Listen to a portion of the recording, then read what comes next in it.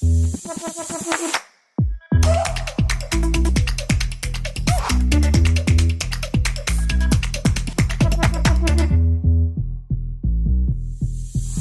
pour discuter du futur du travail, je suis ravi d'accueillir sur scène Muriel Pénicaud. Vous avez été ministre du Travail de mai 2017 à juillet 2020 et vous êtes aujourd'hui présidente de Sakura.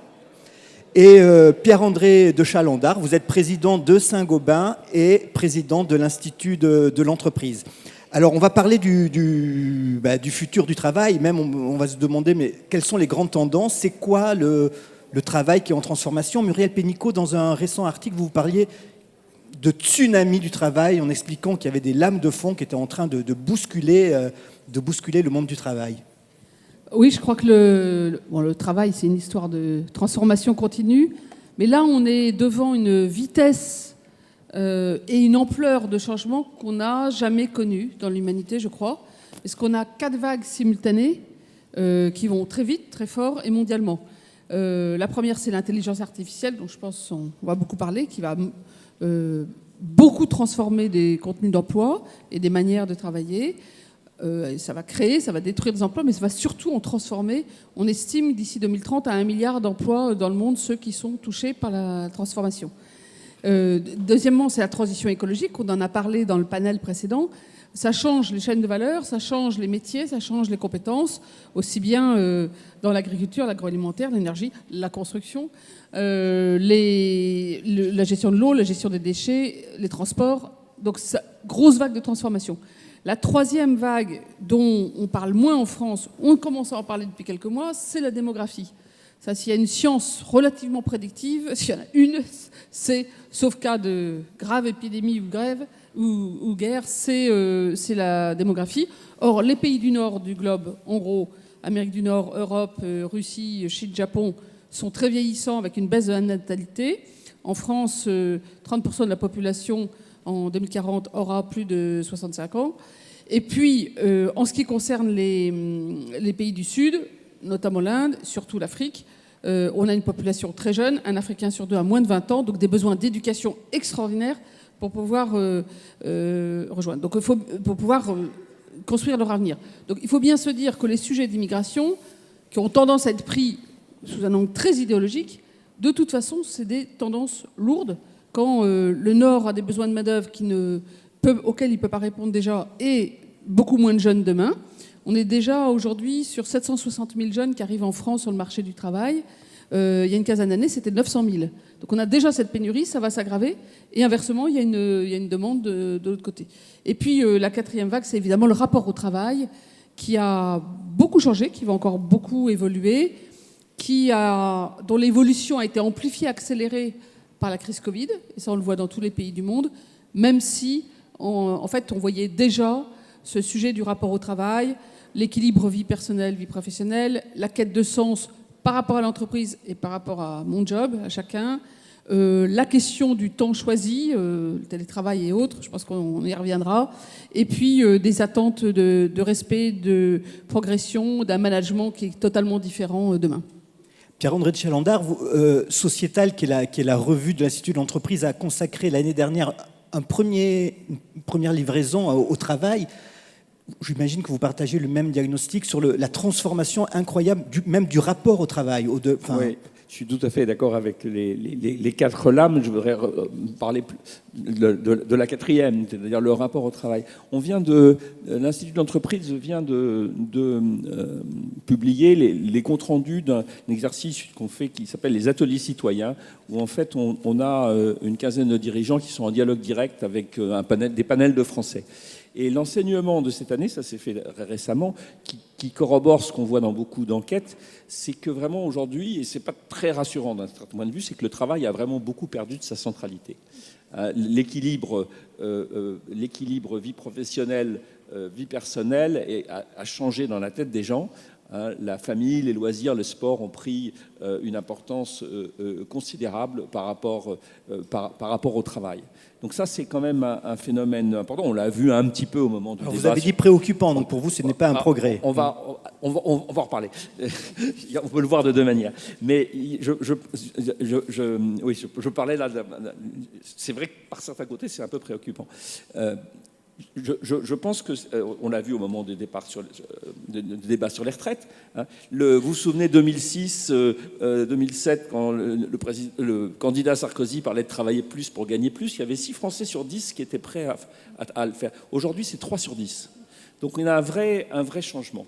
Alors derrière ce qu'on pourrait considérer comme inquiétant, il y a en fait également un besoin de reconnaissance, un besoin d'écoute, un besoin de considération, et un besoin d'autonomie qui fait qui sont vécus comme un préalable à l'engagement. Et donc, en fait, moi, pour le travail de demain, je pense qu'il va falloir inverser l'équation et que le travail redevienne plus un lieu de sens, puisque c'est ça qui manque aujourd'hui. Hein. Alors le sens, il y a plein de manières de le voir. C'est je suis heureux d'aller travailler parce que les conditions de travail sont bonnes. Hein, c'est un lieu social, et ça je pense qu'on a besoin. C'est le lieu social probablement le plus important aujourd'hui, le travail. Hein. Comme je disais, les gens de Saint-Gobain, c'est là qu'on passe le plus de temps dans sa vie. Hein. Et un endroit où créer du collectif, du sens, parce que je pense que les entreprises ont besoin de montrer qu'elles sont utiles. Hein, c'est la raison d'être, la loi. Et ça, il y a besoin de le montrer, parce que sinon, il n'y a pas cet engagement. Et puis aussi et on y reviendra, je pense, que c'est un lieu d'épanouissement personnel, parce que ça m'apporte à moi, hein, et que ça me permet de me développer et de donner mon potentiel. Donc en fait, je pense que le travail de demain, il va falloir qu'on le réenchante. Et c'est le rôle un peu des entreprises, c'est un vrai challenge. Hein, et c'est pas que des droits ou des trucs, c'est un changement de paradigme. Et donc il va falloir refaire que le travail soit beaucoup plus une source d'épanouissement, alors que les tendances récentes ne sont pas dans ce sens-là. C'est ce qu'il faut faire, réenchanter le travail. J'imagine que le travail a été abîmé par les crises, qui ont provoqué un chômage de masse. Il faut aujourd'hui réenchanter le travail, et ça se fera de la même manière. Ça sera un peu un retour en arrière, ou ça sera fait différemment d'une époque peut-être d'or, qu'on peut dire, des années 50, 60, 70, où le travail était vraiment une manière de progresser, de se choisir un destin.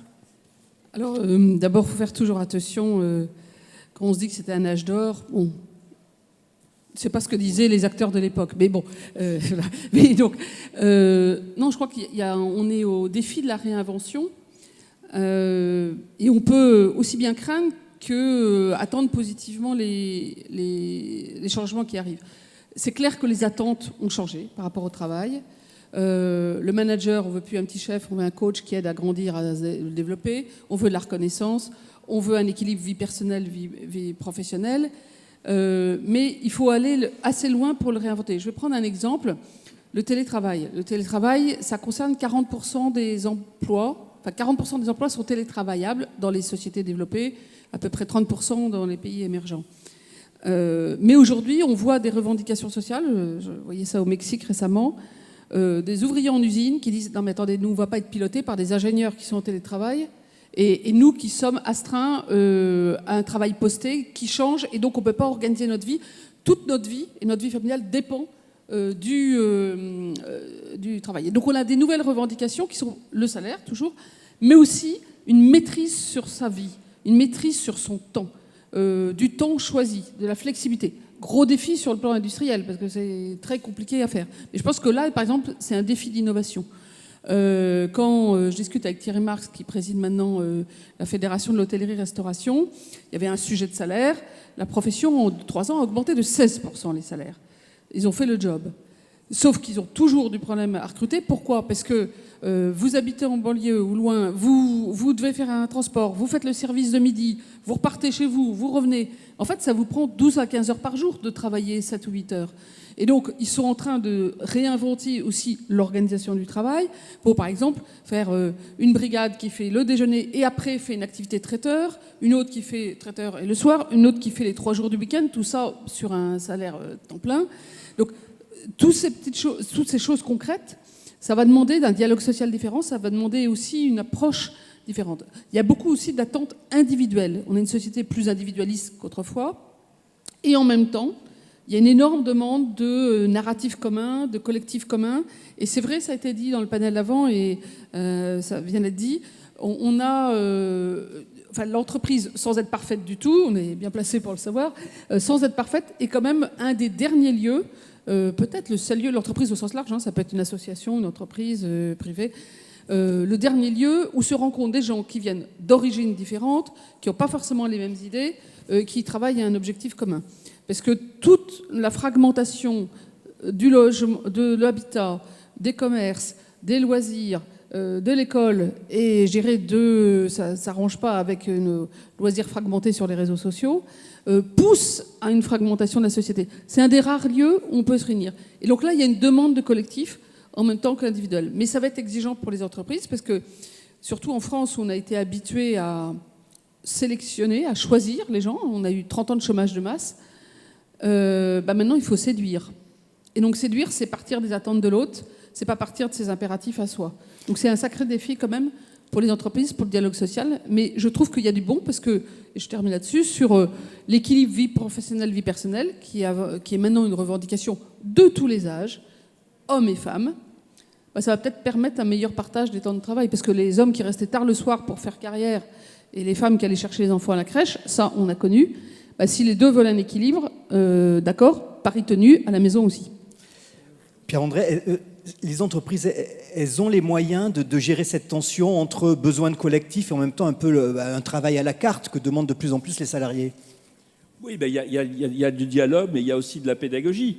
Et l'exemple de l'ingénieur et des ouvriers dans l'usine de Mexique montre bien que la responsabilité de l'ingénieur, c'est que les ouvriers soient contents aussi. Et donc, c'est les limites du télétravail. Moi, je pense que le télétravail dans les grandes villes où il y a beaucoup de transport, c'est certainement un vrai sujet. Mais je pense que...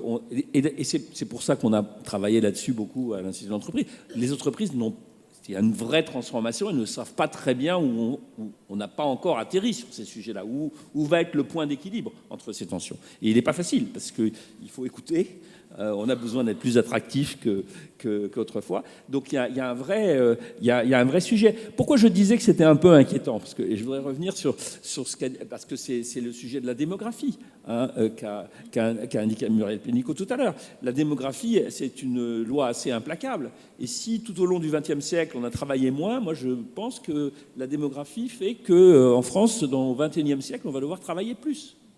Alors, vous parlez de démographie, on va pouvoir aborder un des grands enjeux, c'est le vieillissement de la population et le travail des seniors. Alors, allez-y. Oui, c'est le travail des seniors. Et de ce point de vue-là, en France, on a fait des progrès, mais quand même encore un peu à la traîne par rapport à d'autres pays. Mais quand on voit les difficultés qu'on a, le sujet des retraites en France, on voit qu'on a...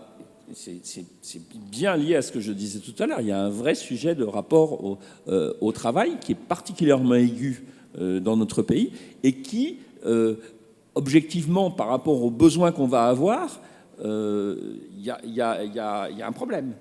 Voilà. Alors Muriel Pénicaud, vous connaissez ça par cœur, mais comment inciter les entreprises, en particulier pour le travail des seniors? Il faut les contraindre, les inciter, les laisser faire. C'est quoi la bonne solution? Un peu de tout? D'abord, je crois que il y a des pays où les seniors travaillent. C'est un problème particulièrement aigu en France.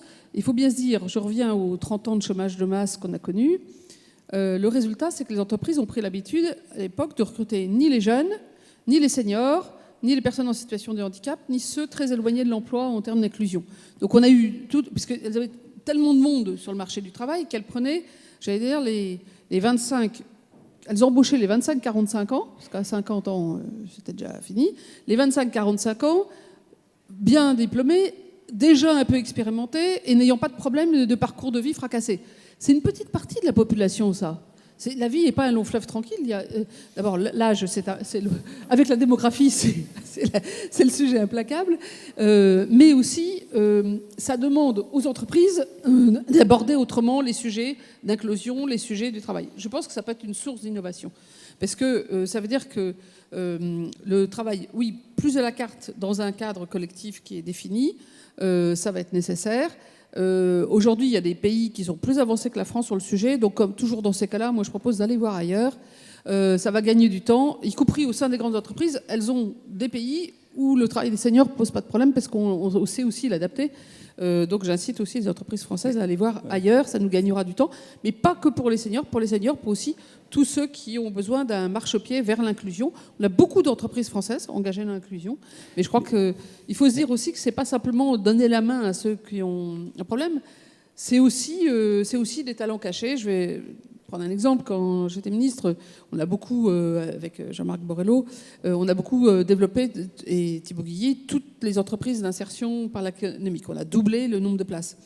Et je me rappelle une qui était près de Toulouse, c'était une ressourcerie solidaire, donc ils recyclaient ce qu'apportaient les gens et puis ils les revendaient. Et donc j'entre et je vais à l'endroit où on vendait les produits. Il y avait un gars qui vendait les machines à laver et les lave-linges, voilà, et les lave-vaisselle. Et donc il est meilleur qu'un vendeur de darty. Franchement, j'ai failli repartir avec un deuxième lave-linge. Bon, j'en ai pas besoin. Et donc je discute avec lui, j'ai dit mais je me disais quand même ça, est-ce que c'est vraiment un public en insertion? J'ai dit il faisiez quoi? Vous êtes arrivé ici comment? Ben voilà, il y avait une grande banderole ici on embauche. Alors je me suis présentée, ils m'ont pris. Ils m'ont rien demandé, ils m'ont pris. Je dis ah bon? Et vous faisiez quoi avant? On me dit il sortait de 10 ans de SDF parce qu'elle a perdu son boulot, sa femme, une addiction et hop la spirale était sur le logement. Voilà. 10 ans de SDF. Le gars aujourd'hui il est chef de rayon dans un grand groupe. Voilà. J'ai vu avec Simplon une boulangère en reconversion et un jeune qui se pensait pas bon en maths. Aujourd'hui, il travaille chez Safran sur du data. Donc, il faut faire le pari de l'humain. Mais il faut donner les moyens de compétences et d'accompagnement. C'est aussi un investissement que d'aller sur l'inclusion. Et pour les seniors, ça sera pareil. Il faut inventer la manière de travailler. Ça fera peut-être bouger aussi pour les autres âges un certain nombre de choses. Pour les jeunes, ce qui nous a fait faire le grand progrès, c'est la réforme de l'apprentissage. Là, on est passé de 200 000 à près d'1 million de jeunes. Là, maintenant, les entreprises y vont parce que, ça y est, elles ont compris qu'elles avaient un rôle de fabrication des compétences et l'alternance fait sens. Mais il faut inventer des formes de travail qui permettent que cette inclusion soit à grande échelle, pas simplement pour tendre la main, mais aussi parce que c'est plein de talents cachés. Alors, Pierre-André de Chalendin, elles sont prêtes, les entreprises, à être proactives, parce qu'on peut se dire que comme la population active va diminuer, bah oui, il va falloir qu'elles élargissent leur champ de recrutement. Mais bon. Je pense qu'elles vont besoin d'être plus attractives, donc elles sont prêtes et elles comprennent progressivement que la diversité dans tous ces éléments, et l'inclusion en fait partie, c'est une richesse. Hein. Mais alors comment est-ce qu'elles vont le faire? Moi je voudrais, on a parlé un petit peu tout à l'heure dans le panel précédent aussi de la régulation. Est-ce qu'il faut contraindre les entreprises? Je voudrais prendre deux exemples qui vont, à mon avis, en sens opposé. Et comme toujours, en faisant des comparaisons internationales. Il y a un truc qui a vraiment bien marché en France, et Dieu sait que les patrons n'étaient pas forcément les plus allants sur ce sujet, c'est la loi c'est sur les hommes et les femmes dans les conseils d'administration, la loi Copé-Zimmermann. Sur la loi d'après pour les COMEX, on va le faire, et d'ailleurs je pense que c'était bien, mais c'est plus compliqué, parce que c'est plus compliqué, oui, parce qu'il faut regarder aussi qu'est-ce qu'il y a dans la population. Moi, je suis dans une société où on a besoin de beaucoup d'ingénieurs. Hein, en France, dans les écoles d'ingénieurs, il y a 20% de filles et 80% de garçons. Hein, donc, c'est la base, il faut aussi travailler là-dessus. Hein, mais je pense que là, dans ce domaine-là, quand on compare la France et les autres pays, on a fait des sauts importants et on est plutôt meilleur que les autres. Et on l'a fait par la contrainte et par la loi. Bon. Si je prends le cas des seniors, je pense que ce n'est pas du tout le même sujet. Hein. Donc, si on voulait dire aux entreprises, vous devez avoir X% de seniors, je pense que ce n'est pas une bonne manière de faire. Quand on regarde les autres pays qui font mieux que nous sur ce sujet-là, ils ne l'ont pas fait comme ça. Il y a probablement d'autres choses, d'autres lois ou d'autres incitations, hein, et dans lesquels il faut le faire avec les entreprises, mais auxquels les pouvoirs publics doivent changer un certain nombre de choses, qu'il faut qu'on a été dans cette situation. Hein. Donc, je pense que le rôle de la contrainte, il peut être, et la loi peut être utile dans certains cas, mais dans beaucoup de cas, ce n'est pas le cas. Et je pense quand même que le facteur principal pour les entreprises, c'est ce que vous avez dit, c'est la démographie, c'est le fait, et comme l'a dit Muriel Pénicaud, c'est qu'il va falloir être attractif. Et pour être attractif, il va falloir élargir le champ des compétences, et il va falloir aussi écouter plus, il va falloir former plus. Hein, et donc, et je pense que les entreprises, elles vont le faire, ce sera leur intérêt. Je suis d'accord avec ça. J'ajouterais que en France, on a quand même une culture très top-down. C'est bien en cas de crise. C'est moins bien pour trouver des solutions. Typiquement, on a eu une réforme de la retraite sans débat sur le travail, sans réel débat sur le travail. Et là, on recommence pour les seniors. Mais on peut écouter 2 minutes les gens concernés pour savoir ce qu'ils en pensent. Une grande partie des seniors sont des aidants de personnes plus âgées, de personnes handicapées. Comment on prend ça en compte ? Si on ne prend pas ça en compte, de toute façon, ils ne seront pas là dans les entreprises. Il faut que les entreprises adaptent leur mode d'organisation du travail, mais il faut aussi qu'on écoute. Et il y a peut-être des solutions aussi qui viendront par la participation des gens concernés au débat. Je crois que ça, c'est quelque chose qui est très important. Et pour revenir sur la loi, je pense qu'il y a toujours un jeu entre la loi et l'avancée économique et sociale. Il y a toujours des pionniers, Jean-Marc le disait tout à l'heure, il y a des pionniers qui, hors cadre, avancent, testent des choses. Si ça marche, pour le généraliser, là, il faut souvent des dispositifs ou législatifs ou d'autorégulation des entreprises dans d'autres systèmes de régulation pour le passer à l'échelle. Donc, c'est toujours un jeu entre les deux, c'est pas l'un ou l'autre. Par contre, il ne faut pas croire qu'on peut tout résoudre par la loi. Moi, j'étais aux États-Unis quand il y a eu, vous savez, l'histoire des punaises. Et punaises de lit. Le grand débat, les punaises de lit, en France, c'était le gouvernement doit agir. Alors là, je peux vous dire que moi, qui voyage partout, tout le temps, on est incompréhensible au reste du monde. Ah bon, les punaises de lit, c'est le président de la République qui doit agir. Voilà. Donc, il faut aussi, dans notre goût pour challenger l'État, mais lui demander tout, il faut aussi être raisonnable. Donc, la loi, oui, mais pas pour tout. Il y a des moments, ça lève des verrous, ça ouvre des portes, ça permet des avancées, ça permet de généraliser. Mais allegro ma non troppo. Alors, on ne va pas avoir le temps d'aborder tous les sujets. En particulier, on ne va pas parler de l'intelligence artificielle parce qu'il faut quand même qu'on se demande si mesurer l'impact social en matière d'emploi, de travail, est-ce que ce n'est pas une solution ? Est-ce que finalement, sur l'emploi des seniors, si on prend ce cas-là, on n'est pas assez efficient dans la mesure de ce qu'on fait dans les entreprises en matière de travail ? Est-ce que c'est un levier de transformation ? Le fait je pense que les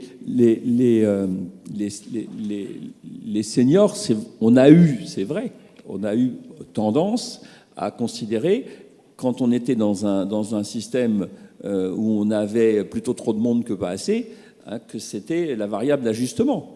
Et les règles d'incitation publique ont poussé dans cette direction.